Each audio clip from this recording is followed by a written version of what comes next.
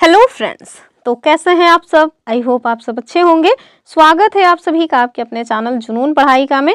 हम लोग Lucent polity देख रहे हैं एमसीक्यू के माध्यम से, जिसके क्रम में हमने अभी तक पार्ट 1 पढ़ लिया, पार्ट 2 पढ़ लिया, पार्ट 3 पढ़ लिया। अभी वर्तमान में हम लोग आज की क्लास में देखेंगे अपना पार्ट 4, यानी कि जो हमारे भारतीय संविधान में टोटल 22 भाग हैं, 22 भाग, अनुसूचियां, ये सारे पॉइंट्स भी हमने कवर कर लिया है। संविधान सभा को भी हमने देख लिया।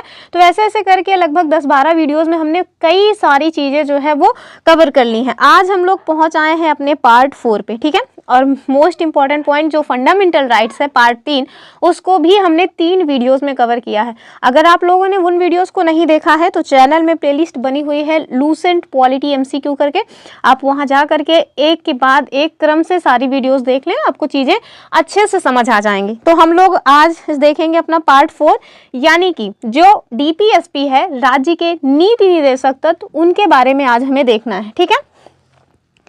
तो चलिए स्टार्ट करते हैं। सबसे पहले कुछ बातें बता देते हैं डीपीएसपी के बारे में जो इम्पोर्टेंट है। उसके बाद फिर हम लोग क्वेश्चन आंसर के माध्यम से पूरा एकदम कंप्लीट जो कुछ लूसेंट में दिया उसको तो देखेंगे ही। कुछ अदर पॉइंट्स हैं जो इम्पोर्टेंट हैं, एग्जाम में बनते हैं लेकिन लूसेंट में नहीं दिया है, हम उसको भी देखेंगे। तो सबसे पहले तो हमें यही जानना चाहिए कि जो हमारा ये राज्य का नीति निर्देशक तत्व है ये है कहाँ पे, तो ये भाग 4 में है, ठीक है। कहाँ पे है? भाग 4 में है। आर्टिकल कौन से हैं? तो आप देखेंगे कि आर्टिकल 36 से आर्टिकल 51, यानी आर्टिकल 36 से आर्टिकल 51 तक डीपीएसपी के बारे में प्रावधान किया गया, ठीक है। एक और पॉइंट है जो कि मोस्ट इंपॉर्टेंट है और बीपीएससी में पूछा गया था, इस मतलब जो बीपीएससी टीआरई 2.0 हुआ था उसमें, और ये है कि जो राज्य के नीति निर्देशक तत्व हैं इन्हें हमने कहाँ के संविधान से प्रेरित होकर अपने संविधान में स्थान दिया है, ठीक है। तो भैया आयरलैंड से, ठीक है ना। तो ये हमने जो अपने संविधान में इसको स्थान दिया है वो आयरलैंड के संविधान से प्रेरित होकर के दिया है, ठीक। तो ये पॉइंट भी याद रखना है कि हमने इसको आयरलैंड के संविधान से ग्रहण किया है। और एक पॉइंट और याद रखना है कि जो डीपीएसपी है वो फंडामेंटल राइट्स की तरह न्यायालय में प्रवर्तनीय नहीं है, ठीक है।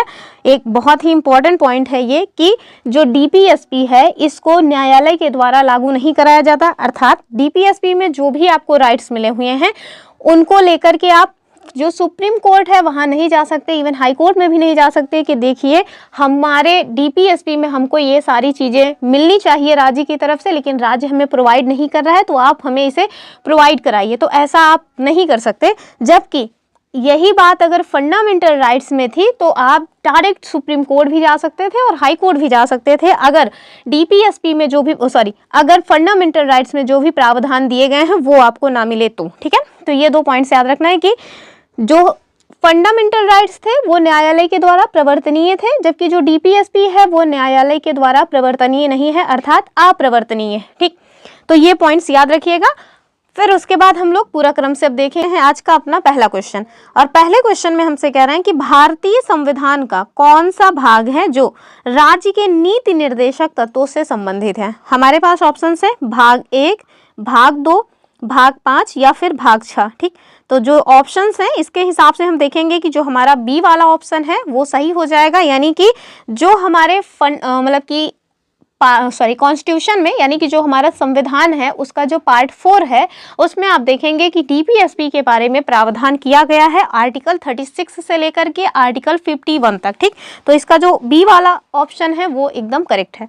नेक्स्ट क्वेश्चन देखेंगे हम लोग अपना, और जो हमारा नेक्स्ट क्वेश्चन है वो कह रहा है कि राज्य के नीति निर्देशक, कहीं कहीं आपको ये निदेशक भी लिखा हुआ मिल सकता है, तो यहाँ निर्देशक लिखा है, इस वजह से बता रहे हैं कि राज्य के नीति निर्देशक तत्वों की प्रेरणा किस देश के संविधान से ली गई। तो अभी हमने बताया था कि आयरलैंड का जो संविधान है वहां से हमने प्रेरित होकर के अपने संविधान में किसको जो है जगह दिया है, तो डीपीएसपी यानी कि राज्य के नीति निर्देशक तत्वों को स्थान दिया, ठीक। तो ऑप्शन जो बी है सी है वो सही हो जाएगा, ऑप्शन सी। नेक्स्ट क्वेश्चन देखेंगे हम लोग, और जो हमारा नेक्स्ट क्वेश्चन है वो कह रहे हैं कि डीपीएसपी यानी कि राज्य के नीति निर्देशक तत्वों को न्यायालय द्वारा किस प्रकार लागू किया जा सकता है। हमारे पास ऑप्शंस क्या हैं? सीधे, अप्रत्यक्ष रूप से लागू नहीं किया जा सकता, या फिर केवल विशेष परिस्थितियों में। तो हमने स्टार्टिंग में ही बता दिया कि डीपीएसपी जो है वो न्यायालय के द्वारा मतलब कि न्यायालय के द्वारा लागू नहीं करवाया जाएगा, अर्थात ये अप्रवर्तनीय है। ठीक, तो इसका जो सही आंसर है वो जाएगा सी वाला कि न्यायालय के द्वारा ये लागू नहीं करवाया जाएगा। Option C is the correct answer. Question number 4 ये क्या कह रहा है कि B.R. अम्बेडकर यानी बाबा साहब भीमराव रामजी अम्बेडकर जी के बारे में कह रहे हैं कि इन्होंने राज्य के नीति निर्देशक तत्वों को भारतीय संविधान की कौन सी विशेषता कहा। हमारे पास ऑप्शंस क्या हैं? आधारभूत संरचना, अनूठी विशेषता, महत्वपूर्ण पहलू या इनमें से कोई नहीं। तो इसमें साफ साफ बताया गया है कि बाबा साहब भीमराव रामजी अम्बेडकर जी ने क्या कहा है, तो राज्य के नीति निर्देशक तत्वों को भारत के संविधान की एक अनूठी विशेषता कहा है। ठीक है, ये डायरेक्ट क्वेश्चंस बनते हैं। इस बार आप देखेंगे कि हमारे संविधान से, स्पेशली जो हमारा यूपी पीसीएस का एग्जाम हुआ है उसमें हमारे संविधान को लेकर के किसके द्वारा क्या क्या कहा गया है उससे क्वेश्चंस बने हुए थे। ठीक है, तो एक साइड उन व्यक्तियों के नाम थे और एक साइड उनके द्वारा क्या कथन दिया गया है वो मतलब लगा हुआ था और आपको उसको मैच द फॉलोइंग में करना था। तो इस टाइप के भी क्वेश्चंस बनते हैं। ठीक, तो याद रखिएगा कि डीपीएसपी को बाबा साहब भीमराव अम्बेडकर जी के द्वारा एक संविधान की अनूठी विशेषता कहा गया। Option B is the correct answer. Next question देखते हैं हम, और इसमें क्या कह रहे हैं कि भारतीय संविधान में राज्य के नीति निर्देशक तत्वों को किस अधिनियम से लिया गया है। ठीक है, हमारे पास ऑप्शंस क्या हैं? भारत सरकार अधिनियम 1935 या स्वतंत्रता अधिनियम 1947 या संविधान सभा का निर्णय। लास्ट में कह रहे हैं कि इनमें से कोई नहीं। तो इसका जो सही आंसर है वो क्या हो जाएगा? वो हो जाएगा ऑप्शन ए वाला कि भारत सरकार अधिनियम 1935 में ये अनुदेश प्रपत्र के नाम से शामिल हुआ था। वहां से आप देखेंगे कि भारतीय संविधान में राज्य के नीति निर्देशक तत्वों के रूप में फिर इसको समाविष्ट किया गया। ठीक है, तो 1935 में जो अधिनियम आया था उसमें इसको किस रूप में रखा गया था? इसको रखा गया था अनुदेश प्रपत्र के रूप में। ठीक है, अनुदेश प्रपत्र के रूप में इसको रखा गया था। बाद में फिर ये डीपीएसपी बन गया। ठीक है, और ये जो प्रपत्र है वो 1935 के अधिनियम के तहत ब्रिटिश सरकार के द्वारा जो भारत के गवर्नर जनरल और प्रांतों के गवर्नर थे उनको जारी किया गया। ठीक, तो ये पॉइंट याद रखिएगा कि जैसे हमने देखा ना कि जो प्रस्तावना हमारे यहाँ है वो स्टार्टिंग में जो थी कैसे थी, तो जो जवाहरलाल नेहरू जी के द्वारा उद्देश्य प्रस्ताव को प्रस्तुत किया गया था, आगे चल करके उसी को प्रस्तावना के रूप में हमने हमने नहीं, संविधान सभा ने रख लिया। तो वैसे ही आपसे पूछा जा सकता है कि जो डीपीएसपी है स्टार्टिंग उसका जो फेज है वो कैसा रहा, तो 1935 का जो अधिनियम है उसमें इसको अनुदेश प्रपत्र के रूप में शामिल किया गया था और आगे फिर इसे डीपीएसपी के नाम से जाना गया। तो ये पॉइंट्स याद रखिएगा। अगला क्वेश्चन देख लेते हैं हम लोग, क्वेश्चन नंबर 6। यहाँ आपसे कह रहे हैं कि राज्य के नीति निर्देशक तत्वों का मुख्य उद्देश्य क्या है। और अगर आप चाहते हैं कि डिटेल में डीपीएसपी को पढ़ लें तो हमने अपने इसी चैनल पे लूसेंट पॉलिटी करके डिटेल में इसको पढ़ाया है, आप जाके वहाँ देख सकते हैं। बहुत ही डिटेल में मैंने उसको कराया हुआ है, इवन लूसेंट से तो कहीं ज़्यादा चीज़ें मैंने उसमें बताई हुई हैं।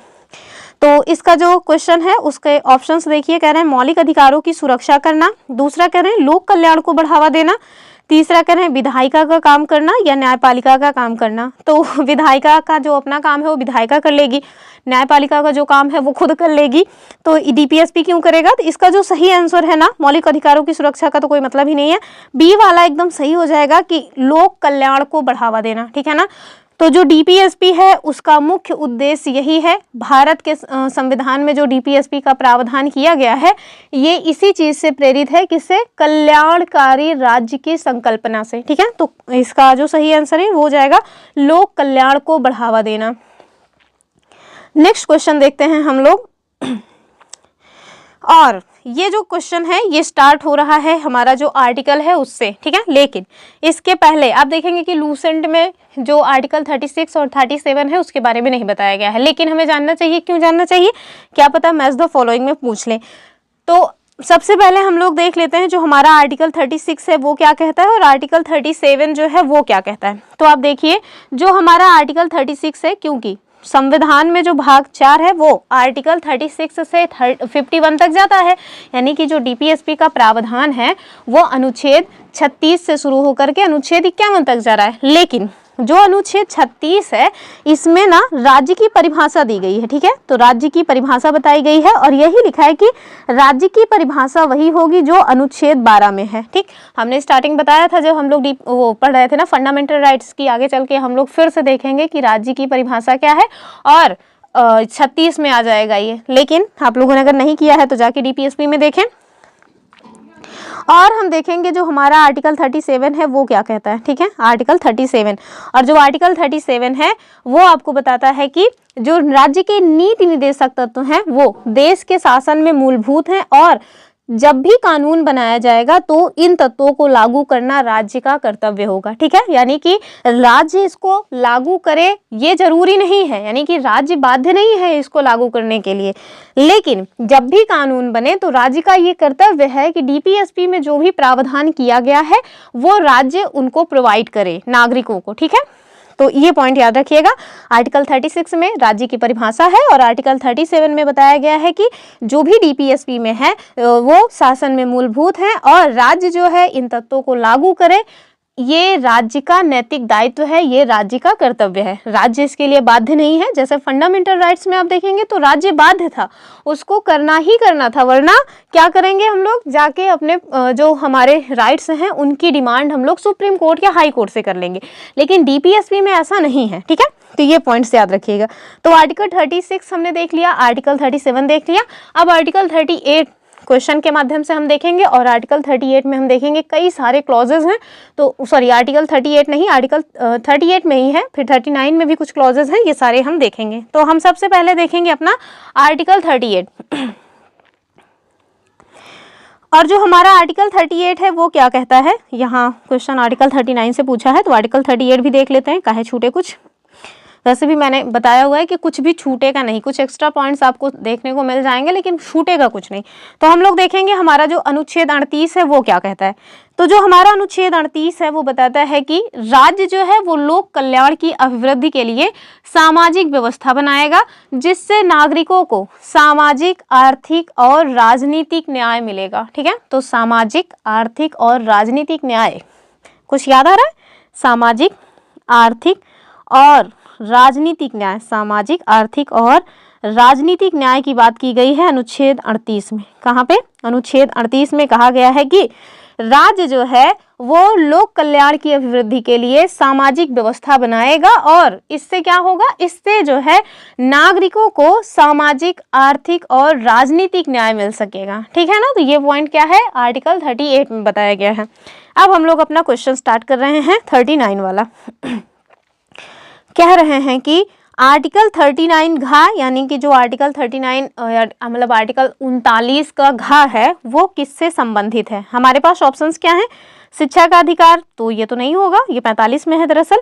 समान काम के लिए समान वेतन, अच्छा कह रहे हैं संपत्ति का अधिकार, तो ये कोई मतलब ही नहीं है, ना तो ये DPSP में है ना फंडामेंटल राइट्स में है, ये तो आर्टिकल 12 सॉरी जो हमारा पार्ट 12 है वहाँ चला गया है, तो ये कोई मतलब की बात नहीं।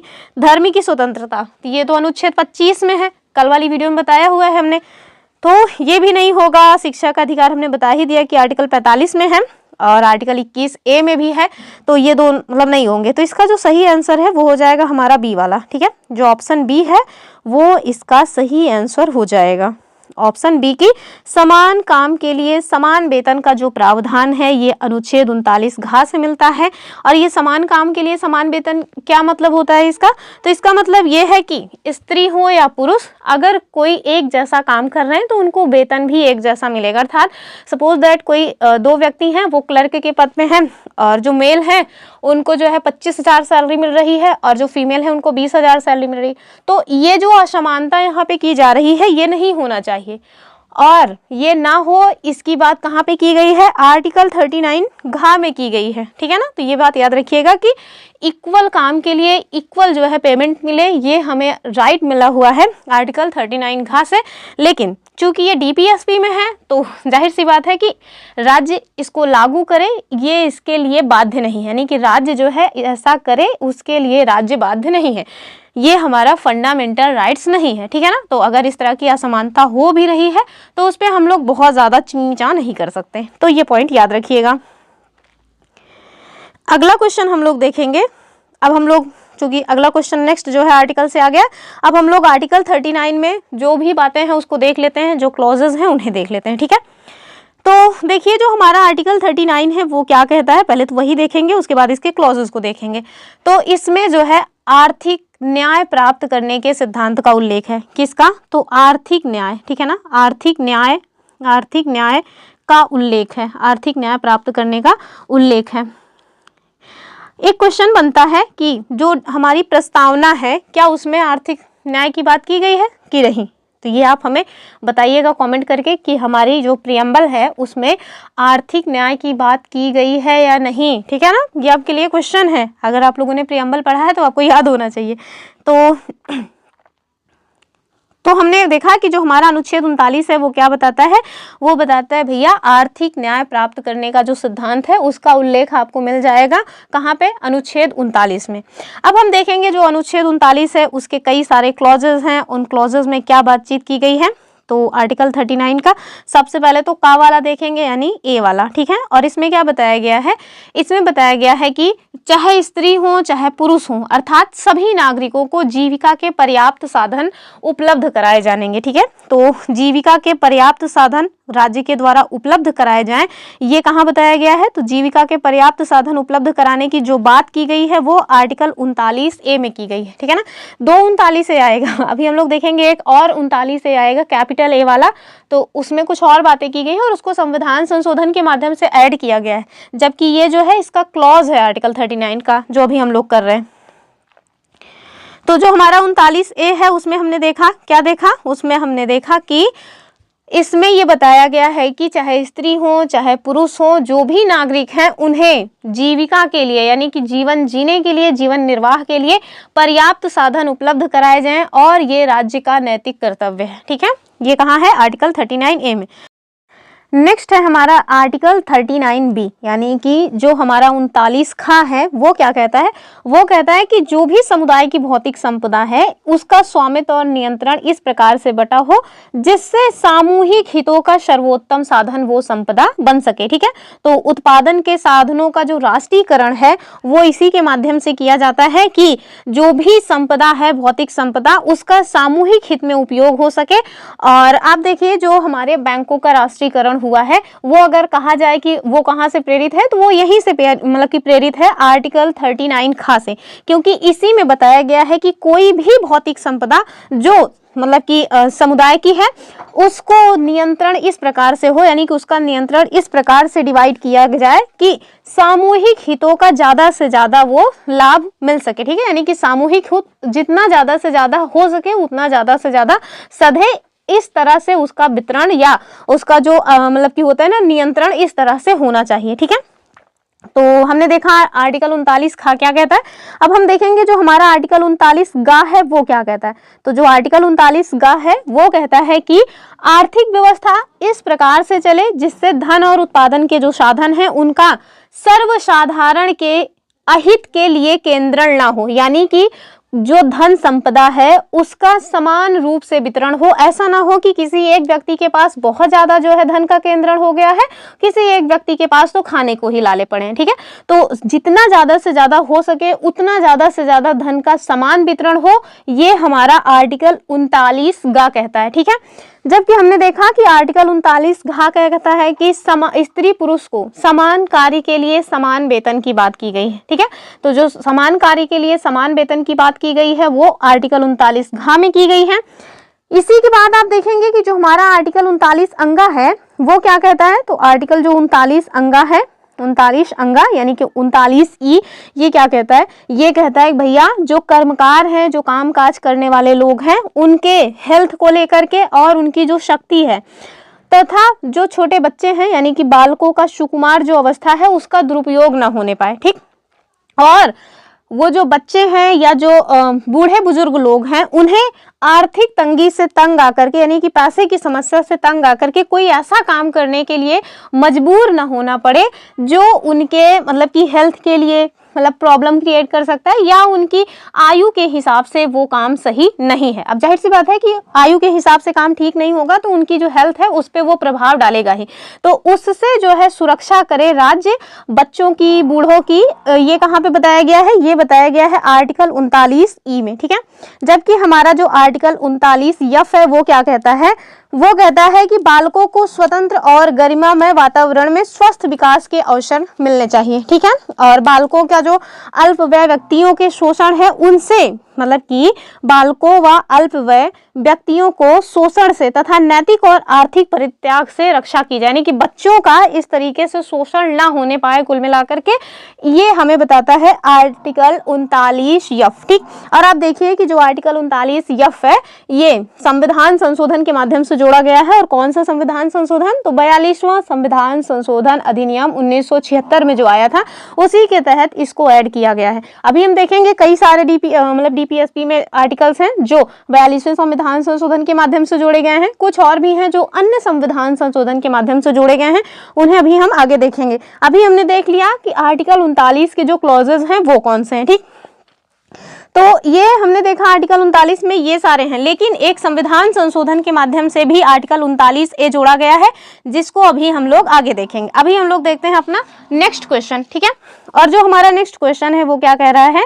कह रहा है कि क्वेश्चन नंबर 8 बताइए, भारतीय संविधान का वो कौन सा अनुच्छेद है जो बेरोजगारी, बुढ़ापा, बीमारी और विकलांगता के मामले में काम, शिक्षा और लोक सहायता पाने का अधिकार सुनिश्चित करता है, ठीक है। हमारे पास ऑप्शंस क्या हैं? आर्टिकल 40 नहीं होगा, आर्टिकल 40 में पंचायतों का प्रावधान है। आर्टिकल 41, ठीक है। और कह रहे हैं आर्टिकल 42 नहीं होगा, आर्टिकल 43 भी नहीं होगा। तो आप देखिए इसका जो सही आंसर है वो तो हो जाएगा बी वाला, यानी कि अनुच्छेद 41।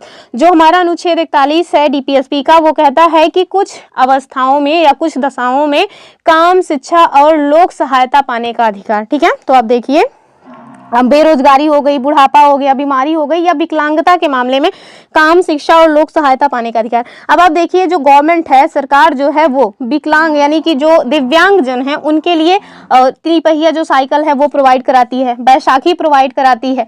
जो लोग आंखों से दिव्यांग हैं उनको लिए चश्मा वगैरह भी प्रोवाइड कराती है। और साथ में आप देखिए कि काम ये जो मनरेगा वाला जो मामला आया है, मनरेगा वो लोक कल्याण के हित से ही तो प्रेरित है ना, वो यहीं से प्रेरित है। क्यों? क्योंकि बताया गया है ना कि कुछ अवस्थाओं में यानी कि कुछ दशाओं में काम, शिक्षा और लोक सहायता पाने का अधिकार है।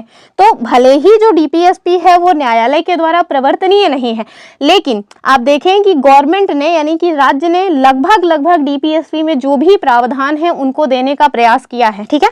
आप देखेंगे चाहे समान काम के लिए समान वेतन की बात हो या लोक सहायता पाने की बात हो, या जो है आप देखें कि 6 से 14 साल के जो बच्चे हैं वो तो उसमें आ जाएगा। अभी हम लोग देखेंगे कि 0 से 6 साल के जो बच्चे हैं उनको भी शिक्षा और उनकी जो हेल्थ है उसके लिए कुछ प्रावधान किए गए हैं, तो वो भी गवर्नमेंट ने किया, ठीक है। और दिव्यांग जनों के लिए चाहे तिपहिया साइकिल हो या जो वृद्धावस्था पेंशन हो, ये सारे पॉइंट्स, साथ में मनरेगा जैसी जो योजनाएं हैं जिसके माध्यम से क्या कहा गया है कि कुछ विशेष परिस्थिति में, अब देखिए जो मनरेगा में लगभग वही लोग जाते हैं ना जिनके पास कोई भी स्किल नहीं है ना, तो दिक्कत क्या होगी कि अगर आपके पास कोई स्किल नहीं है तो आपको रोजगार नहीं मिलेगा। लेकिन राज्य ने अपना कर्तव्य निभाया, भले ही मतलब स्किल ना होने के बावजूद भी उसने आपको काम दिया, ठीक है। और अगर काम नहीं दे पा रहा है तो उसके लिए फिर वो आपको पेमेंट भी करता है। तो वो सारी बातें ठीक है कि गांव में चीजें उतनी अच्छे लेवल पे लागू नहीं होती, लेकिन गवर्नमेंट ने तो किया ना, राज्य ने तो आपको ये सारी सुविधाएं दी हैं। तो इस वजह से डीपीएसपी भले ही अप्रवर्तनीय है लेकिन उसके बावजूद भी शासन में मूलभूत है, और वो मूलभूत है ये दिख भी रहा है, ठीक है ना। आगे हम लोग देखेंगे आर्टिकल 40, ये पंचायतों से संबंधित है। आर्टिकल 42 में प्रसूति सहायता से संबंधित है, जो कि अभी हम लोग आगे देखेंगे ही। और जो हमारा आर्टिकल 43 है वो क्या कहता है, तो वो बताता है कि जो भी काम काज करने वाले लोग हैं यानी कि जो कर्मकार हैं उनके लिए निर्वाह मजदूरी और कुटीर उद्योग जो होता है ना, लघु कुटीर उद्योग, उनको प्रोत्साहन दिया जाए। यह आर्टिकल 43 कहता है हमारा, ठीक है। 42 भी देख लेते हैं, काहे छूट जाए। तो जो हमारा आर्टिकल 42 है ना, वो कहता है कि काम की न्याय संगत और मानवोचित दशाओं को और जो प्रसूति सहायता है उसका जो है उपबंध कराया जाए। यानी कि ऐसा नहीं है कि बस काम मिला हुआ है, किसी भी तरह का काम है। जैसे आप देखें हाथ से मैला ढोने वाली जो प्रथा है, काम तो वो भी है, लेकिन उसके बावजूद भी उसको बंद करने के लिए हमेशा राज्य प्रयास कर रहा है। क्यों कर रहा है? क्योंकि हमारा जो आर्टिकल 42 है वो बताता है भैया कि काम की न्याय संगत और मानवोचित दशाएं मिले। ठीक है, यानी कि मानवों को एक मतलब अच्छा जीवन हो। अच्छा जीवन मतलब है कि आप आत्मसम्मान के साथ जी सकें। आपको ऐसा ना लगे कि आप कोई काम कर रहे हैं तो आपको लगे कि छी धिक्कार है अपनी जिंदगी पे। तो इस तरह का काम आपको करने के लिए किसी भी परिस्थिति में विवश ना होना पड़े, ये प्रोवाइड कराए, ये राज्य का नैतिक कर्तव्य है कि इतना आपको वो देता रहे, इतनी सुख सुविधाएं आपके पास रहें, इतनी जो है अवसर उपलब्ध हो कि आपको इस तरह की परिस्थिति में काम करने के लिए विवश ना होना पड़े। तो ये पॉइंट्स याद रखिएगा। अगला क्वेश्चन देख लेते हैं हम लोग, अपना क्वेश्चन नंबर 9, और इसमें कह रहे हैं कि 15 अगस्त 1995 से प्रभाव में आया राष्ट्रीय सामाजिक कार्यक्रम किस संविधान के अनुच्छेद के प्रावधानों की पूर्ति करता है? हमारे पास ऑप्शन क्या है? अनुच्छेद 40, 41, 42 या फिर 43। तो इसका जो सही आंसर है वो हो जाएगा बी वाला, यानी कि अनुच्छेद 41 सॉरी। और अनुच्छेद 41 क्या कहता है? तो अभी मैंने बताया कि कुछ दशाओं में काम, शिक्षा और लोक सहायता पाने का अधिकार। ठीक, इसी में आप देखिए कि 15 अगस्त 1995 से आप देखिए कि राष्ट्रीय सामाजिक कार्यक्रम भारतीय संविधान के अनुच्छेद 41 के तहत जो है इसको लाया गया। क्या लाया गया है? उसका नाम है राष्ट्रीय सामाजिक कार्यक्रम। कब लाया गया? 15 अगस्त 1995। इसका उद्देश्य क्या है? इसका ऐसे भी डायरेक्ट क्वेश्चन बन सकता है ना कि राष्ट्रीय सामाजिक कार्यक्रम कब लाया गया? तो 15 अगस्त 1995 को लाया गया। किसके तहत लाया गया? तो अनुच्छेद 41 के तहत लाया गया। और इसका उद्देश्य क्या है? तो इसका जो उद्देश्य है यह है कि गरीबों को सामाजिक सहायता उपलब्ध कराया जाए। ठीक है, गरीबों को सामाजिक सहायता उपलब्ध कराने के लिए इसको लाया गया। इसके तहत अभी वर्तमान में 5 योजनाएं शामिल हैं। ठीक है, 5 योजनाएं शामिल हैं। हम लोग देख लेते हैं वो 5 योजनाएं कौन सी हैं। पहली जो योजना है वो है इंदिरा गांधी राष्ट्रीय वृद्धावस्था जो पेंशन योजना है वो। दूसरा है इंदिरा गांधी राष्ट्रीय विधवा पेंशन योजना। तीसरी कौन सी है? तीसरी है इंदिरा गांधी राष्ट्रीय विकलांगता पेंशन योजना। और चौथी है राष्ट्रीय परिवार लाभ योजना। और 5वीं है अन्नपूर्णा योजना। ठीक है, तो जो 1995 में ये प्रभाव में आया है, इसके तहत 5 योजनाओं को शामिल किया गया है आर्टिकल 41 के तहत। और आर्टिकल 41 क्या कहता है? यही कहता है कि कुछ दशाओं में काम पाने, शिक्षा और लोक सहायता पाने का जो अधिकार है वो नागरिकों का है। ठीक है, अगला क्वेश्चन देखिए, क्वेश्चन नंबर 10, और ये क्या कह रहा है? कह रहे हैं कि किस अनुच्छेद में नागरिकों के लिए एक समान सिविल संहिता का उल्लेख है? हमारे पास ऑप्शंस क्या है? आर्टिकल 43, आर्टिकल 44, आर्टिकल 45 या आर्टिकल 46। तो जो समान नागरिक संहिता है ये आर्टिकल 44 में है। अब समान जो है आप देखिए समान 2 अंक है, इसी तरह से मैंने याद करके रखा है, आप भी याद कर सकते हैं कि आर्टिकल 44 दोनों चारों मतलब कि 4 हैं दोनों जगह, यानी कि अंक समान है और समान नागरिक संहिता की इसमें बात की गई है। तो एक तो ट्रिक है, बाकी अगर याद रह सकता है तो याद रखें। कहाँ तक ट्रिक काम आएगी? डीपीएसपी में जो भी आर्टिकल्स हैं वो आर्टिकल ही ज्यादातर मैच करने के लिए आते हैं, बाकी तो और भी तरह के क्वेश्चंस बनते हैं, लेकिन आपको कम से कम आर्टिकल्स याद रहने चाहिए। तो आर्टिकल 44 बताता है कि नागरिकों के लिए समान सिविल संहिता का उल्लेख। ठीक है, तो ये बी वाला जो है इसका सही हो जाएगा। और आप जानिए कि हमारे भारत देश में एकमात्र जो गोवा ऐसा राज्य है जहाँ पे समान नागरिक संहिता जो है वो लागू है। वो भी क्यों लागू है? क्योंकि पुर्तगालियों के द्वारा जब वहाँ पे शासन था तो वहाँ पे ये लागू था ऑलरेडी। ठीक है, यानी कि पुर्तगालियों के द्वारा इसको लागू किया गया। ऐसा नहीं कि भारत देश जब आज़ाद हुआ उसके बाद गोवा ने कहा लाओ हम इसको लागू करेंगे, ऐसी बात नहीं। लेकिन हाँ, जो उत्तराखंड है उसने जो है पहल की हुई है अपने यहाँ समान नागरिक संहिता को लागू करने का। इसमें क्या होता है, कुल मिला के सभी व्यक्तियों के लिए यानी कि सभी नागरिकों के लिए एक समान विवाह के लिए कानून हो, एक समान मतलब कि संपत्ति का कानून हो और एक समान तलाक का कानून हो, इसी के लिए समान नागरिक संहिता की बात की जाती है। जबकि लेकिन हमारे यहाँ तरह तरह के कल्चर हैं और तरह तरह के लोग हैं, तरह तरह की जो मतलब कि धर्म को मानने वाले लोग हैं, और सभी अपने अपने धर्म के हिसाब से विवाह का कानून, तलाक का कानून और संपत्ति का कानून बनाए हुए हैं। तो इस वजह से अभी तक हमारे यहाँ ये जो कानून है वो लागू ही नहीं हो पा रहा है। ठीक है, और कोई गवर्नमेंट बहुत ज़्यादा इसको लागू करने के लिए प्रयास भी नहीं कर रही। चलिए हम लोग देखेंगे अपना अगला क्वेश्चन और अन्य जो आर्टिकल्स हैं उन्हें भी देख लेते हैं। तो हमने देखा आर्टिकल 43। आर्टिकल 43 क्या कहता है? तो हमने बताया था ना कि निर्वाचन मजदूरी और जो कुटीर उद्योग है उसको प्रोत्साहन देने की बात की गई है आर्टिकल 43 में। ठीक है, आर्टिकल 44 में हमने बता ही दिया समान नागरिक संहिता, और जो हमारा आर्टिकल 45 है वो क्या कहता है, तो जो हमारा आर्टिकल 45 है वो आपको बताता है कि बालपन एवं पूर्व देखभाल यानी 0 से 6 साल के जो बच्चे हैं उनके लिए शिक्षा और उनके जो हेल्थ की बात है उसके लिए राज्य जो है प्रयास करे। ठीक है, तो अगला क्या है, अनुच्छेद 46, और जो अनुच्छेद 46 है वो क्या कहता है, वो बताता है जो SC ST हैं यानी कि जो अनुसूचित जाति हैं, अनुसूचित जनजाति है तथा जो अन्य दुर्बल वर्ग हैं उनको शिक्षा और अर्थ संबंधी जो हित है उसमें अभिवृद्धि राज्य करे, ये राज्य का कर्तव्य है। ठीक है, तो ये पॉइंट्स याद रखिएगा। अगला क्वेश्चन देखते हैं। अगला क्वेश्चन है क्वेश्चन नंबर 11, कह रहे हैं कि किस अनुच्छेद में पर्यावरण के संरक्षण और संवर्धन का उल्लेख है। ऑप्शंस क्या है, 47 आर्टिकल, आर्टिकल 48, आर्टिकल 48 का, या फिर आर्टिकल 49। तो इसका जो सही आंसर है क्या हो जाएगा, ये हो जाएगा हमारा ऑप्शन सी वाला, यानी कि आर्टिकल 48 का पर्यावरण संरक्षण की जो बात की गई है, पर्यावरण संरक्षण तथा संवर्धन और वन तथा वन्य जीवों की रक्षा की जो बात की गई है ये अनुच्छेद 48 का में की गई है। ठीक है, और अनुच्छेद 49 भी देख लीजिए। अनुच्छेद 49 में क्या है, तो अनुच्छेद 49 बताता है जो राष्ट्रीय महत्व के स्मारक स्थान हैं या राष्ट्रीय महत्व की जो वस्तुएं हैं उनका संरक्षण राज्य के द्वारा किया जाए। जैसे ताजमहल का संरक्षण किया जाए, ये राज्य का नैतिक कर्तव्य है। ठीक है, क्यों, क्योंकि ये हमारे राष्ट्रीय महत्व की वस्तु है। और 48 भी देख लेते हैं, और हमारा जो 48 है वो क्या कहता है, तो वो कहता है भैया कृषि और पशुपालन का संगठन किया जाए। तो ये जो बाबा जी के सांड खुले हुए हैं ना भारत उत्तर प्रदेश में, योगी जी के सांड खूब घूम रहे हैं, वो कहाँ से प्रेरित हैं, तो योगी जी के सांड जो छुट्टा घूम रहे हैं वो यहीं से प्रेरित हैं। और इसमें स्पेशली लिखा हुआ है, स्पेशली लिखा क्या है कि गोवंश से संबंधित जो मतलब जानवर हैं, जो दुधारू पशु हैं, उनका संरक्षण किया जाए। ठीक है, तो आपसे अगर कोई पूछ ले कि ऐसा कौन सा आर्टिकल है जहां से सांप्रदायिकता की झलक मिलती है, तो वो अनुच्छेद 48 ही है। क्यों सांप्रदायिकता की झलक मिल रही है, क्योंकि उसमें स्पेशली गाय के संरक्षण की बात की गई है, और गाय जो है वो हिंदुओं के लिए बहुत पवित्र जानवर माना जाता है। ठीक है, जानवर कहना ठीक नहीं है भैया, माता जी मानी जाती हैं। चलिए हम लोग अपना अगला क्वेश्चन देखेंगे, और ये क्या है, कह रहे हैं कि नीति निर्देशक तत्वों को किस देश के संविधान से लिया गया है। बीपीएससी में पूछा गया और भी बहुत जगह पूछा गया, आयरलैंड हो जाएगा। ठीक है, बी वाला। अगला क्वेश्चन देख लीजिए, कह रहे हैं मौलिक अधिकारों को लागू कराने के लिए हम किसके पास जा सकते हैं, तो ये जो है भैया हम न्यायालय के पास जा सकते हैं। और डीपीएसपी को लागू कराने के लिए कहाँ जाएंगे, तो कहीं नहीं जा सकते। क्यों, क्योंकि ये अपरिवर्तनीय है। अगला क्वेश्चन देखिए, और ये सारे जो है क्वेश्चन PYQs हैं, हमने घटना चक्र से लिया हुआ है, तो IAS PCS के क्वेश्चन हैं ये सब अभी जो देख रहे हैं। बाकी आगे फिर हमने नए क्वेश्चन भी शामिल किए। कह रहे हैं कि नीति निर्देशक तत्वों का मुख्य उद्देश्य क्या है। ऑप्शंस क्या है हमारे पास, व्यक्तिगत अधिकारों की रक्षा करना, ऐसा है क्या। दूसरा कह रहे हैं समाज के कल्याण के लिए काम करना, अच्छा। सरकार की शक्ति बढ़ाना, बिल्कुल नहीं, सरकार की शक्ति क्यों बढ़ाएंगे।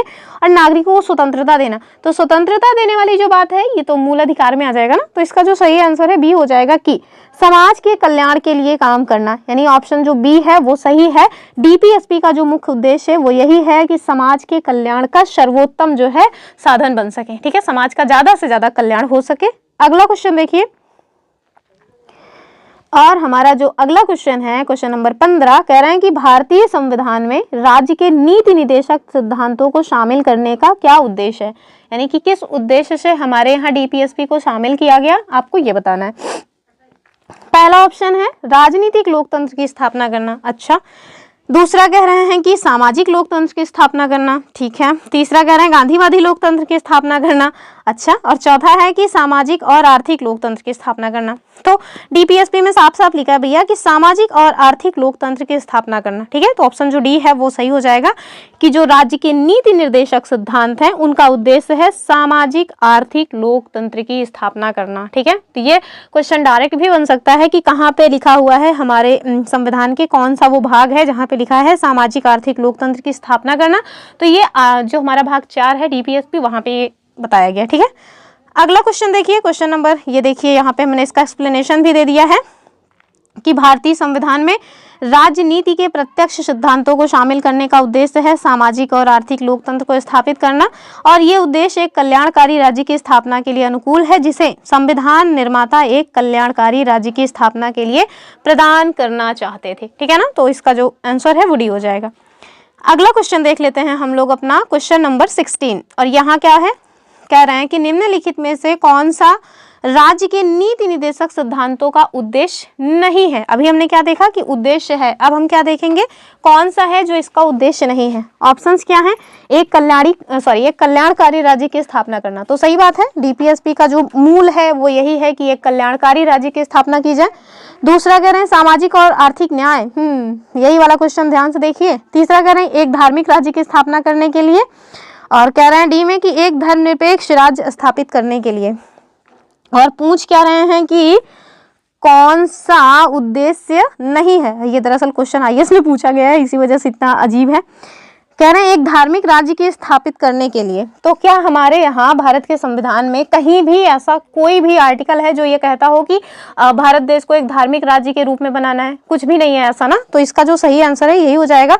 और इसमें पूछ रहे हैं कि कौन सा रॉन्ग है, तो रॉन्ग यही वाला स्टेटमेंट है। बाकी जो चीजें हैं वो ठीक है, सामाजिक आर्थिक न्याय, साथ में धर्मनिरपेक्ष राज्य की स्थापना करना और एक कल्याणकारी राज्य की स्थापना करना, ये सभी डीपीएसपी के जो मूल है उसमें आपको देखने को मिल जाएंगे। लेकिन कहीं तक पूरे संविधान में आपको देखने को नहीं मिलेगा कि संविधान कहीं भी कहता हो कि हमें अपने भारत को एक धार्मिक राज्य के रूप में परिवर्तित करना। इवन आप देखेंगे कि जो जवाहरलाल नेहरू जी हैं वो किसी एक जगह पे ये भी कहे हैं कि भारत जो है वो हिंदू पाकिस्तान नहीं बनना चाहता। क्यों? क्योंकि भारत देश को पाकिस्तान के जैसे नहीं बनना है। जैसे पाकिस्तान आप देखें कि इस्लामिक कंट्री है, ठीक है, तो वो उन्होंने अपना एक धर्म विशेष करके अपना एक राज्य जो है धार्मिक राज्य घोषित कर रखा है, जबकि हमारे यहाँ ऐसा कुछ नहीं है। हम लोग स्टार्टिंग से ही धर्मनिरपेक्ष राज्य हैं। आगे चल के तो प्रस्तावना में धर्मनिरपेक्ष शब्द को भी शामिल कर लिया गया, जबकि मूल में ही धर्मनिरपेक्षता हमारे यहाँ थी। ठीक है, चलिए अगला क्वेश्चन देखते हैं। इसका जो आंसर है वो हमने आपको बता दिया।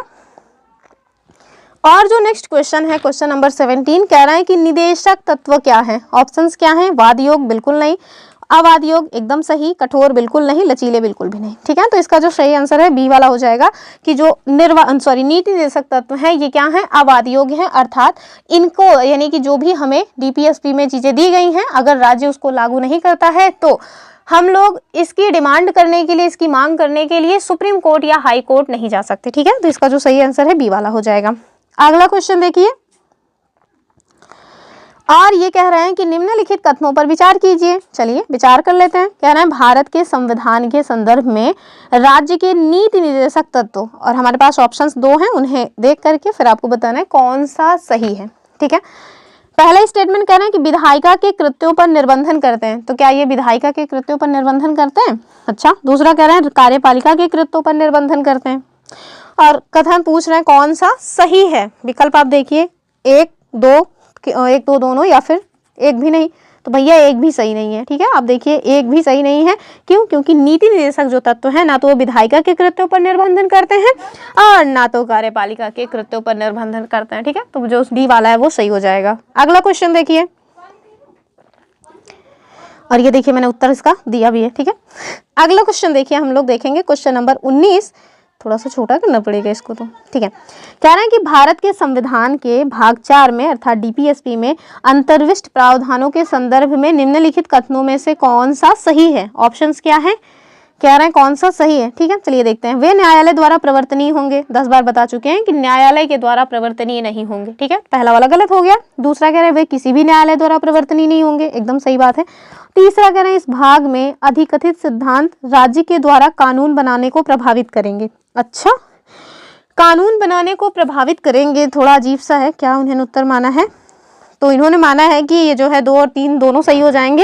हालांकि इसको देख करके एक बार कंफ्यूजन हो सकता है, लेकिन बात तो सही है ना कि भले ही ये प्रवर्तनीय नहीं है, लेकिन हमारे जो संविधान है उसमें मूल है। तो अब देखेंगे कि कम से कम जब भी कानून बनाया जाएगा तो राज्यों का नैतिक दायित्व होगा कि वो जो भी डीपीएसपी में प्रावधान दिए गए हैं उसको लागू करें। भले ही मतलब कि वो बाध्य नहीं है, लेकिन लागू करता ही है। तो इस वजह से जो तीसरा वाला है वो भी सही हो जाएगा। और ये आईएएस का क्वेश्चन है, और भी कई जगह पूछा गया है, नहीं दोनों जगह आईएएस में ही पूछा गया है, 2017 में और दूसरा 2020 में। तो बहुत दूर नहीं, नज़दीक में ही पूछा गया है। और इसका उत्तर उन्होंने डी माना है, तो हम लोग भी डी मानते हैं। ठीक है, अगला क्वेश्चन देखिए। यहाँ देखिए ये पीसीएस में पूछा गया है। ठीक है, और उत्तर प्रदेश पीसीएस ने इस क्वेश्चन को 2 बार पूछा।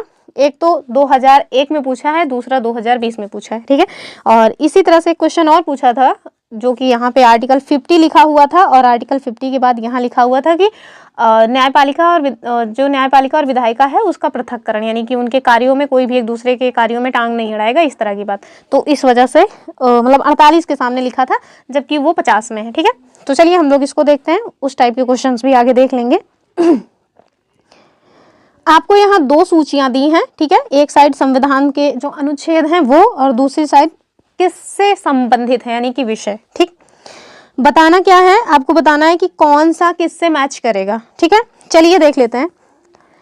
कह रहे हैं अनुच्छेद 40, तो अनुच्छेद 40 देखिए ग्राम पंचायतों के गठन की बात करता है, तो ए वाला तो ए में ही हो जाएगा। ऑप्शंस में हम देख लेंगे कि 2 ऑप्शन एलिमिनेट हो गए। ठीक, फिर कह रहे हैं आर्टिकल 41, तो हमने आर्टिकल 41 बताया था ना, क्या है कि कुछ दशाओं में काम, शिक्षा और लोक सहायता पाने का अधिकार। तो देखिए काम करने का अधिकार मिल गया ना हमें, तो बी का भी 2 हो जाएगा। ठीक, तो बी का 2 यहाँ पे है। उत्तर तो हमें मिल गया, ए वाला ही सही है। ठीक है, कि आर्टिकल 40 ग्राम पंचायतों के गठन की बात करता है, आर्टिकल 41 काम करने का या मतलब कि लोक सहायता पाने का अधिकार है, 44 समान नागरिक संहिता, और जो हमारा अनुच्छेद 48 है हमने बताया था कि कृषि और पशुपालन के गठन की बात करता है। तो मैच द फॉलोइंग वाले क्वेश्चन थोड़ा इजी हो जाते हैं अगर आपको 1-2 पता हो। इवन अब हमारे यहाँ पीसीएस में तो ऐसे क्वेश्चंस पूछने लगे हैं कि अगर आपको एक भी नहीं आ रहा है तो फिर आपको क्वेश्चन सॉल्व नहीं होगा।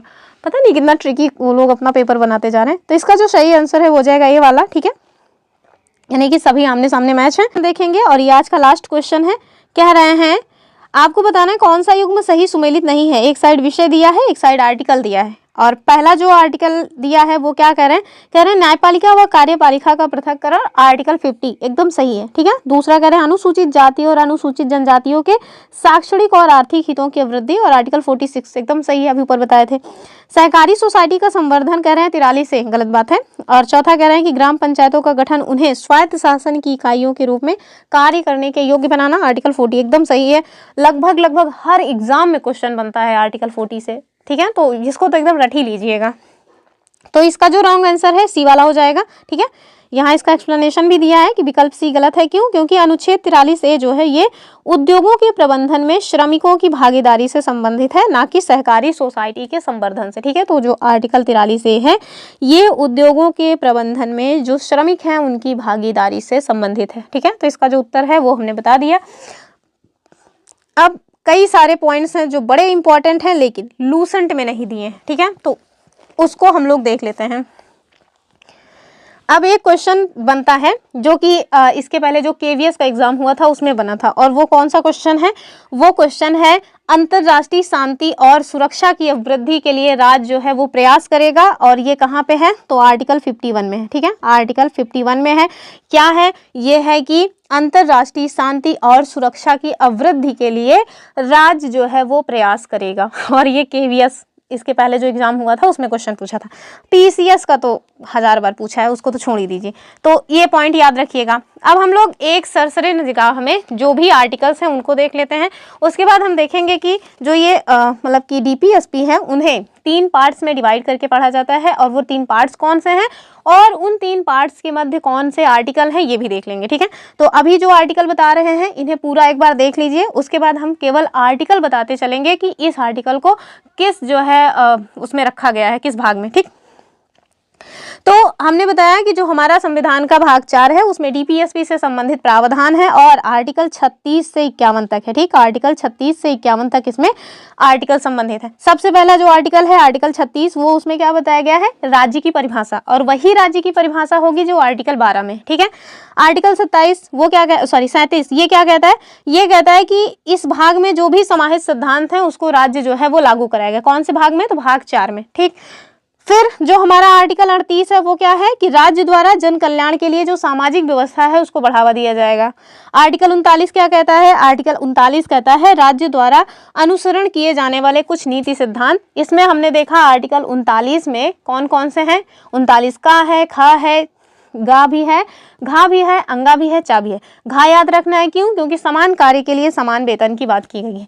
बाकी जो है वो सब हम बता चुके हैं एक एक करके। ठीक है, फिर हम देखेंगे आर्टिकल 40, और ये मोस्ट इंपॉर्टेंट है। क्यों? क्योंकि 1000 बार पूछा गया है, लगभग हर एग्जाम में पूछता है। और क्या बात है इसमें? तो ग्राम पंचायतों के गठन की बात की गई है। ठीक, ग्राम पंचायतों के गठन की बात की गई है आर्टिकल 40 में। 41 क्या कहता है? तो कुछ मामलों में काम का अधिकार, शिक्षा का अधिकार और लोक सहायता या सार्वजनिक सहायता पाने का अधिकार है। किसका अधिकार है? नागरिकों का अधिकार है।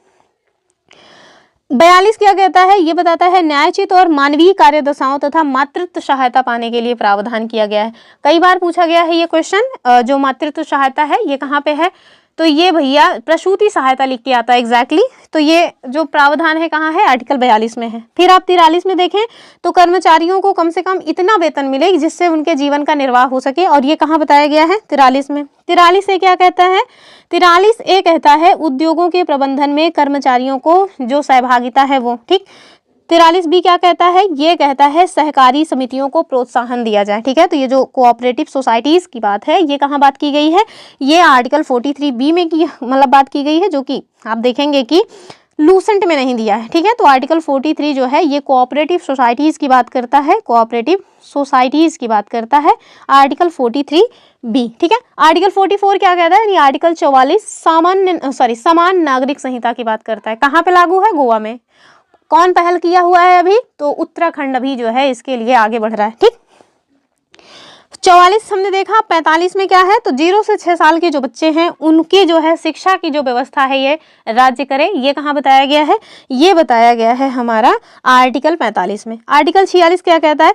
ये कहता है कि अनुसूचित जाति, अनुसूचित जनजाति तथा जो भी कमजोर वर्ग के लोग हैं उन्हें शैक्षिक और आर्थिक हित जो है उनके बढ़ावा दिया जाए। ठीक, 47 क्या कहता है? 47 कहता है कि पोषाहार का स्तर बढ़ाने, जीवन स्तर सुधारने तथा जनस्वास्थ्य की स्थिति बेहतर करने संबंधी जो सरकार के कर्तव्य हैं उसकी बात की गई है आर्टिकल 47 में। ठीक है, क्या कहता है? पोषाहार स्तर, जीवन स्तर को ऊंचा करने तथा लोक स्वास्थ्य का सुधार करना राज्य का कर्तव्य होगा। ठीक है, आर्टिकल 48 क्या कहता है? ये कहता है कि कृषि और पशुपालन का संगठन, इसी के तहत योगी जी के साढ़ छुटे हुए हैं। ठीक है, इसी में जो है आपको सांप्रदायिकता की झलक मिलती है। क्यों झलक मिलती है? क्योंकि इसमें स्पेशली गो वंश के जो जीव हैं उनको बचाने की बात की गई है। ठीक है, स्पेशली दुधारू जो बच्चे हैं, मतलब जो दुधारू जानवर हैं उनकी।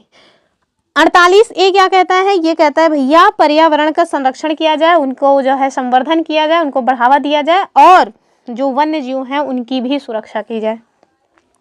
तो वो जो चीता लाए गए हैं ना वो इसी के तहत लाए गए हैं। क्यों? क्योंकि राज्य का ये कर्तव्य है ये सब करे।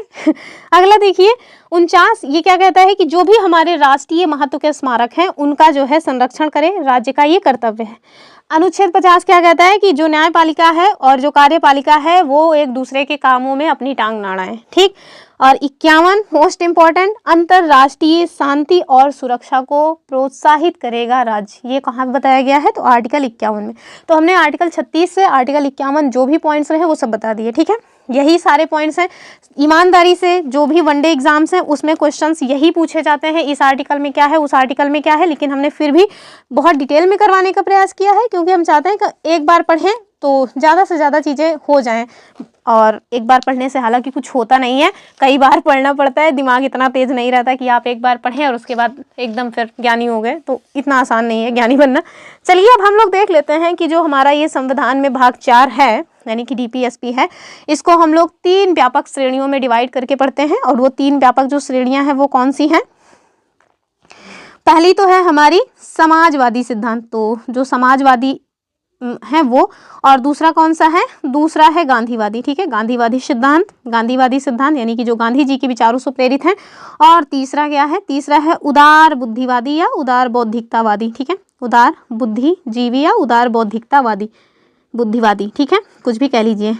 इसमें हम देख लेते हैं कौन से आर्टिकल किसमें शामिल हैं। सबसे पहले हम लोग देखेंगे कि समाजवादी आर्टिकल्स कौन से हैं। ठीक है, वो कौन कौन से आर्टिकल्स हैं जिसमें समाजवाद की झलक मिलती है। तो सबसे पहले कौन सा आर्टिकल है? आर्टिकल 38। आर्टिकल में क्या बताया गया है? बार बार नहीं बताएंगे वरना टाइम बहुत लगेगा। आर्टिकल 38, आर्टिकल 39 जो भी उसमें अन्य मतलब कि क्लॉजेज हैं वो भी उसी में शामिल हैं। और एक क्वेश्चन हमने नहीं बताया है वो है आर्टिकल 39A, आर्टिकल 39 का कैपिटल ए, और ये संविधान संशोधन के माध्यम से जोड़ा गया है, जिसमें क्या बताया गया है, तो आर्टिकल 39 का जो कैपिटल ए है ये बताता है समान न्याय और गरीबों को निःशुल्क विधिक सहायता उपलब्ध कराई जाए। ठीक है, राज्य के द्वारा समान न्याय और गरीबों को निःशुल्क विधिक सहायता यानी कानूनी सहायता उपलब्ध कराई जानी चाहिए, और ये राज्य का नैतिक कर्तव्य है। कहाँ पे बताया गया है, आर्टिकल 39 का कैपिटल ए। ठीक, और ये कैसा तत्व है, तो ये समाजवादी तत्व है। और इसके अलावा आर्टिकल 41, आर्टिकल 42, आर्टिकल 43, आर्टिकल 43 का और आर्टिकल 47, तो ये सारे के सारे जो आर्टिकल्स हैं वो किस में आते हैं, समाजवादी सिद्धांत में। अब हम लोग देख लेते हैं जो गांधीवादी सिद्धांत हैं वो कौन से हैं। ठीक है, गांधीवादी सिद्धांत, गांधीवादी सिद्धांत कौन कौन से हैं, तो गांधीवादी सिद्धांत में आपको 40 मिल जाएगा, क्योंकि पंचायतों के बहुत ज़्यादा पक्ष में थे गांधी जी। हालांकि वो पंचायतों की जो व्यवस्था है वो मतलब कि फंडामेंटल राइट्स में नहीं हो पाई, लेकिन गांधी जी की आत्मा को शांति मिले इसके लिए इसको नीति निर्देशक तत्व में शामिल कर दिया गया। क्यों, आप देखें क्यों इसको तुरंत से नहीं मान्यता मिल पाई, क्योंकि अम्बेडकर जी इसके बहुत ज़्यादा विरोध में थे। ठीक है, तो गांधीवादी तत्व में एक तो हमने देखा कि आर्टिकल 40 है। इसके अलावा आर्टिकल 43 जो कुटीर उद्योग है उसके लिए भी गांधी जी बहुत ज़्यादा मतलब उसके पक्ष में थे, और जो हमारा 43 खा है वो भी इसी में आ जाएगा। और इसके साथ साथ कौन है, आर्टिकल 46 है और आर्टिकल 47 है। आर्टिकल 47 थोड़ा इंपॉर्टेंट है। क्या इंपॉर्टेंट है, इसमें ना स्वास्थ्य के लिए जो नुकसान करने वाली चीज़ें हैं, जो मादक पदार्थ हैं, जो गांजा है, भांग है, बीड़ी सिगरेट है, ये सारी जो चीज़ें हैं उस पर राज्य प्रतिबंध लगाए, ये राज्य का नैतिक कर्तव्य है। हालांकि कौन कौन लगाया है ये तो सबको दिख ही रहा है, बिहार अकेला ऐसा राज्य है जिसने इस पे पूरी तरह से प्रतिबंध लगा के रखा हुआ है। तो राज्य का ये नैतिक कर्तव्य है कि जो भी मादक पदार्थ हैं उनको बैन करके रखे। ठीक है, और ये कैसा सिद्धांत है, गांधीवादी सिद्धांत है। और साथ में जो अनुच्छेद 48 है वो भी गांधीवादी सिद्धांत है, यानी कि योगी जी के साण, तो वो कैसा सिद्धांत है, गांधीवादी सिद्धांत है। यहाँ पे योगी जी कौन से सिद्धांत को पालन कर रहे हैं, तो गांधीवाद के जो है सिद्धांत को मतलब पालन कर रहे हैं। ठीक है, अब हम लोग देख लेते हैं जो उदार बौद्धिकतावादी सिद्धांत है वो कौन से हैं। ठीक है, उदार बौद्धिकतावादी जो सिद्धांत है उसमें कौन कौन से आर्टिकल्स आते हैं, क्योंकि मैंने आर्टिकल्स बता ही दिए हैं और क्वेश्चंस भी करा दिए, इस वजह से बार बार नहीं कराएंगे, टाइम बहुत लगता है ना उसमें। तो सबसे पहले तो जो हमारा आर्टिकल 44 है, मतलब 44 समान नागरिक संहिता, ये क्या बताता है, तो उदार बौद्धिकतावादी सिद्धांत में आता है। फिर आप देखें जो आर्टिकल 45 है ये भी उदार बौद्धिकतावादी सिद्धांत में आता है। आर्टिकल 48 भी आ जाता है, आर्टिकल 48 का भी आता है, 49 आता है, 50 आता है और 51 भी आता है। 51 को बहुत अच्छे से याद रखिएगा, अंतर्राष्ट्रीय शांति के लिए राज्य प्रयास करेगा, ये 51 में। ठीक, तो हमने देख लिया कि 3 पार्ट्स में डिवाइड करके इसको पढ़ा जाता है। हालांकि संविधान में कहीं लिखा नहीं है, लेकिन पढ़ने की आसानी के लिए हम लोग इसको 3 भाग में डिवाइड करते हैं। कौन कौन से, समाजवादी तत्व, गांधीवादी तत्व और उदार बौद्धिकतावादी तत्व। ठीक है, कुछ क्वेश्चंस बनते हैं कि आप ऐसे बताएं कि कुछ अन्य निर्देश भी राज्य को दिए गए हैं जो भाग 4 में नहीं कहीं और दिए गए हैं। आप बताइए कौन से वो मतलब कि आर्टिकल्स हैं जो आपको भाग 4 में नहीं दिए गए हैं लेकिन राज्य को दिए गए निर्देश वो भी हैं, और ये क्वेश्चन खूब पूछा जाता है। ठीक है, तो सबसे पहले तो ये हमें जानना चाहिए कि 3 आर्टिकल्स हैं, लेकिन हमें लूसेंट में 2 ही बताया गया है, इंपॉर्टेंट भी 2 ही है, और वो कौन सा है, वो है आर्टिकल 350 का। ठीक है, आर्टिकल 350 का। और इसमें क्या कहा गया है, इसमें कहा गया है कि राज्य का ये कर्तव्य है कि जो प्राथमिक स्तर की एजुकेशन है, यानी कि जो छोटे बच्चे हैं या स्टार्टिंग लेवल की जो प्राइमरी एजुकेशन है, वो बच्चों को उनकी मातृभाषा में दी जाए। ठीक है, मातृभाषा में दी जाए, ये बताता है हमारा आर्टिकल 350 का। ठीक है, और आर्टिकल जो 351 है जो कि हिंदी भाषा को प्रोत्साहन देने की बात करता है, ये आर्टिकल 351 है और ये भी राज्य को दिए गए निर्देश हैं। लेकिन आर्टिकल 350 में आर्टिकल 351 में दिए गए हैं, भाग 4 में डीपीएसपी के तहत ये नहीं है। ठीक है, तो ये क्वेश्चन बनता है, तो इसको हमने बता दिया। कुछ स्टेटमेंट पूछे जाते हैं लेकिन केवल एक ही स्टेटमेंट लूसेंट में दिया है, तो हम केवल उसको बता रहे हैं, और वो स्टेटमेंट है कि जो केटी शाह थे उनके द्वारा कहा गया कि जो डीपीएसपी है वो एक ऐसा चेक है जो बैंक की सुविधा अनुसार अदा किया जाएगा। अर्थात जरूरी मतलब अगर बैंक के पास पैसे हैं तब वो जो है अपना भरपाई करेगा, अगर बैंक के पास पैसे नहीं है तो वो नहीं भरपाई करेगा। ये कुल मिलाकर के इसका अर्थ है। तो डीपीएसपी चूंकि प्रवर्तनीय है नहीं, ये बताया गया कि ये राज्य का नैतिक कर्तव्य है। राज्य जब लगे कि हाँ हम सक्षम हो गए हैं, अब जो भी डीपीएसपी में चीजें दी गई हैं वो हम लागू कर सकते हैं तो लागू करें, नहीं है उसको लग रहा है कि नहीं हुआ है अभी, हम उतने सक्षम नहीं है तो ना लागू करें। ठीक है, तो जैसे आप देखें कि आर्टिकल 47 बताया गया ना कि मादक पदार्थों पे बैन लगाया जाएगा, लेकिन देखिए कहाँ कहाँ लगा है, केवल बिहार ही तो है जहाँ पे लगा है। और अगर कोई अन्य राज्य हो जहाँ पे लग गया हो तो आप मुझे बता सकते हैं कमेंट करके, मुझे तो बिहार की ही जानकारी है फिलहाल के लिए। ठीक, तो ये एक पॉइंट बनता है।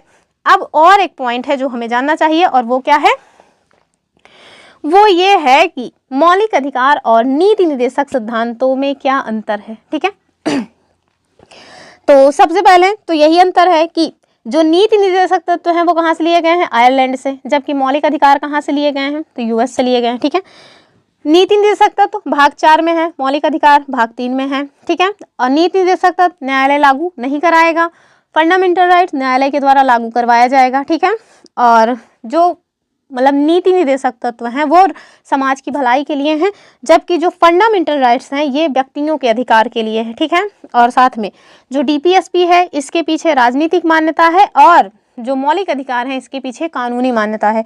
साथ में जो नीति निर्देशक सिद्धांत हैं ये सरकार के अधिकारों को बढ़ावा देता है, यानी कि सरकार का मन करेगा तो लागू करेगा, नहीं मन करेगा तो नहीं लागू करेगा। जबकि जो मौलिक अधिकार है वो जो व्यक्ति विशेष हैं वो उनको ज़्यादा बढ़ावा देता है और सरकार के महत्व को घटाता है, यानी कि सरकार बाध्य है, जो भी मतलब फंडामेंटल राइट्स में हमें मिले हुए हैं, नागरिकों को मिले हैं, उसे राज्य को बाध्य है कि उसे लागू करना ही पड़ेगा। ठीक है, और क्या अंतर है, और आप देखिए जो डीपीएसपी है ये राज्य सरकार के द्वारा लागू करने के बाद ही नागरिक को प्राप्त होता है, जबकि जो मूल अधिकार है वो अधिकार नागरिकों को स्वतः ही प्राप्त हो जाता है। ठीक है, तो ये मतलब कि स्वतः ही खुद से ही प्राप्त है हमें मौलिक अधिकार, यानी वाक एवं अभिव्यक्ति की स्वतंत्रता स्पेशली राज्य के द्वारा कोई कानून बना के नहीं दिया गया है, हमें ऑलरेडी प्राप्त है। अगर हमें नहीं मिलेगा तो हम चल के वहाँ टनटनाएंगे सुप्रीम कोर्ट का दरवाजा। ठीक है, तो ये वजह से आप इसको याद रखिएगा। तो लगभग ये सारे पॉइंट्स हो गए। अब 2-4 लाइन की बात है मौलिक कर्तव्य, उससे क्या क्वेश्चंस बनते हैं उसको भी देख लेते हैं, ताकि हम कल संसद को स्टार्ट कर दें। ठीक है, हालांकि मैंने सारे पॉइंट्स मौलिक कर्तव्य में जो है पहले भी बताए हुए हैं, लेकिन फिर से बता रहे हैं कि स्टार्टिंग में हमारे संविधान में मौलिक कर्तव्य का प्रावधान नहीं था। ठीक है, जो मौलिक कर्तव्य हैं, मौलिक कर्तव्य ये स्टार्टिंग में जब हमारा संविधान लागू हुआ था उस टाइम पे इसका प्रावधान नहीं था। आगे चल करके एक संविधान संशोधन हुआ, 42वां संविधान संशोधन कब हुआ, 1976 में। ठीक है, इसी के द्वारा जो सरदार स्वर्ण सिंह समिति थी उन्हीं की सिफारिश पर 10 मौलिक कर्तव्यों को जोड़ा गया। ठीक है, 10 मौलिक कर्तव्यों को। तो स्टार्टिंग में जब मौलिक कर्तव्य जोड़ा गया तब कितने थे, 10 थे। ठीक, आगे चल करके एक संविधान संशोधन होता है, 86वां संविधान संशोधन। ठीक है, 86वां संविधान संशोधन होता है 2002 में, और इसके तहत एक जो मतलब कि एक नैतिक कर्तव्य है वो और जोड़ दिया जाता है। तो अभी वर्तमान में कितने नैतिक कर्तव्य हो गए हैं, 11। ठीक है, कहाँ से लिया गया है, तो रूस के संविधान से ये प्रेरित है। कहाँ पे इनको रखा गया है, तो इसे भाग 4A में रखा गया, यानी कि भाग 4 में रखा गया है, भाग 4A में रखा गया है। आर्टिकल कौन सा है, तो आर्टिकल है 51A। ठीक है, तो इसी 51A में ही 11 मौलिक कर्तव्य हैं, इनको देख लेते हैं एक बार फटाफट। ठीक है, सबसे पहला जो हमारा कर्तव्य है वो क्या है, तो जो हमारा पहला कर्तव्य है वो हमको बताता है कि प्रत्येक नागरिक का ये कर्तव्य है, क्या कर्तव्य है, कि वो संविधान का पालन करे और उसके आदर्शों, संस्थाओं, राष्ट्रध्वज और राष्ट्रगान का आदर करे। ठीक है, दूसरा क्या है, स्वतंत्रता के लिए जो हमारे राष्ट्रीय आंदोलन को प्रेरित करने वाले उच्च आदर्श थे उन मतलब उच्च आदर्श हैं उनको हृदय में संजोए रखें और उनका पालन करें। ठीक, तीसरा क्या है, तीसरा है भारत की प्रभुता, एकता और अखंडता की रक्षा करें और उसे अक्षुण्ण रखें। ठीक है, यानी कि उसको तोड़ना फोड़ना नहीं है, उसको बनाए रखना है। चौथा क्या है, देश की रक्षा करना है, तो सबका मतलब ये मौलिक कर्तव्य है।